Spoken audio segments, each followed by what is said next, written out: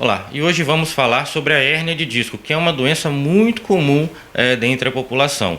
Mas muita gente tem dúvida, às vezes fala que tem hérnia de disco, mas não sabe o que efetivamente é. E na verdade é muito simples de entender. Para a gente entender, a gente tem que ver aqui a imagem, aqui o modelo da nossa coluna. A coluna, vamos falar a coluna lombar, que é essa verdinha aqui. Então a coluna lombar, ela tem o disco, que é o transparente, e o osso. Disco, transparente, o osso. Disco, transparente, o osso. A coluna toda é assim. Ela tem uma função muito importante. Mas quando eventualmente acontece alguma lesão nesse disco, ou seja, aqui a gente vê numa imagem ampliada, o corpo vertebral aqui em cima, o corpo vertebral embaixo, e aqui no meio o disco. O disco ele é flexível, né? Igual um amortecedor mesmo de um carro, né? Um exemplo para o pessoal entender. E aí quando acontece uma lesão no disco, que seria esse machucadinho aqui, esse corte redondo aqui, começa a extravasar o conteúdo do disco, dessa forma aqui. Entendeu? Daí extravasa o conteúdo do disco e aí extravasa de tal ponto que ele começa a prender, a machucar esse amarelinho aqui. Esse amarelo, ele é o nervo.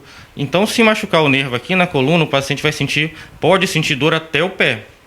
Então essa aqui que é a famosa, né, hérnia de disco. E aí a hérnia de disco, 90% dos casos é tratada de forma conservadora. Por isso que quando tiver uma dor na coluna, uma dor nas costas irradiado para a perna, é importante procurar o especialista, o médico que trata da coluna, para ele ver o tamanho da hérnia, classificar essa hérnia e a partir daí tratar de forma correta. 90% dos casos é de forma conservadora. Então a gente consegue tratar isso aqui, na grande maioria das vezes, sem a necessidade de uma cirurgia.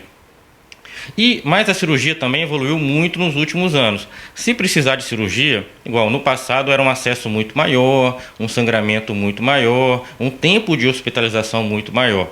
Hoje em dia isso mudou bastante. A gente consegue fazer cirurgia com 1 centímetro de acesso, que uma dessas cirurgias que é por vídeo, a gente coloca uma cânula bem fininha de 1 centímetro e aí com essa cânula a gente coloca o vídeo, a câmera dentro dela e a gente consegue ver na televisão em tempo real essa hérnia e retirar essa hérnia ali com materiais bastante delicados para não lesar a raiz.